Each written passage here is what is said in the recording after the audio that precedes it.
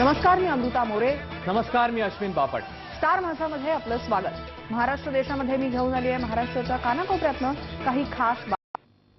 पुण्यामध्ये इंजिनिअरिंगला प्रवेश देताना मराठी मुलांना डावलून परप्रांतीय मुलांना प्रवेश दिला म्हणून मनसेच्या कार्यकर्त्यांनी MIT इंजिनिअरिंग कॉलेजमध्ये राडा केला. महाराष्ट्र सरकारनं प्रवेश देताना स्थानिक विद्यार्थ्यांना प्रवेश द्यावा असं सांगितलेलं असतानाही MITनं मात्र हा नियम धाब्यावर बसवला आणि परप्रांतीय विद्यार्थ्यांना यामध्ये जास्त प्राधान्य दिलंय असा आरोप केलेला आहे मनसेनं.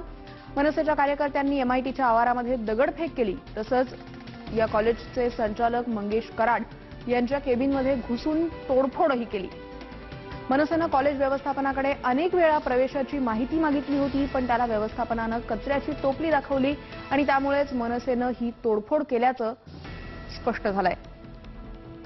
MITचं व्यवस्थापन पैसे घेऊन परप्रांतातल्या मुलांना प्रवेश देतं आणि राज्यातल्या लायक विद्यार्थ्यांना प्रवेश नाकारतंय असा आरोप मनसेनं केलाय.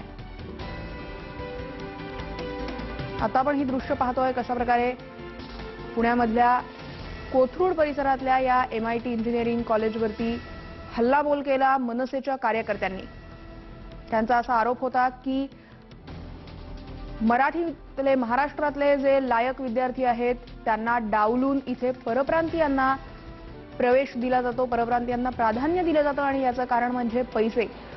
जास्त पैसे घेतले जातात या परप्रांतीय मुलांकडून आणि मराठी मुलांना इथे प्रवेश नाकारला जातो. सरकारनं घालून दिलेला नियम सुद्धा इथे धाब्यावर बसवला जातो असं सांगून मनसेच्या कार्यकर्त्यांनी जी तोडफोड केली आहे त्याची दृश्य आता आपण पाहू शकतो. आज अशी परिस्थिती आहे की स्थानिक भूमिपुत्र तुम्ही जर पेपरला जाहिरात दिली की कुणाकुणाला ऍडमिशन मिळाली नाहीये तर तुम्हाला कळेल, तुम्ही तो सर्वे केल्यानंतर की किती मुलं शिक्षणापासून वंचित आहे फक्त त्यांच्याकडे पैसे नाहीत म्हणून. मग ही लोक महाराष्ट्रात तुम्ही संस्था उभी करता, कशासाठी करता? परप्रांतांना शिक्षण देण्यासाठी करता का भूमिपुत्रांचा नाच करण्यासाठी करता? याचं उत्तर त्यांनी आम्हाला पहिल्यांदा द्यावं. आणि जर याच्या पुढे जर त्यांनी असंच ठेवलं तर ह्याच्याही तीव्र भाषेत आम्ही त्यांना आमच्या भाषेत उत्तर देऊ. आणि या सगळ्या दुष्काळाच्या बातम्यांनंतर महाराष्ट्र देशामध्ये वेळ झाली एका छोट्याशा ब्रेकची. पाहत रहा स्टार माझा.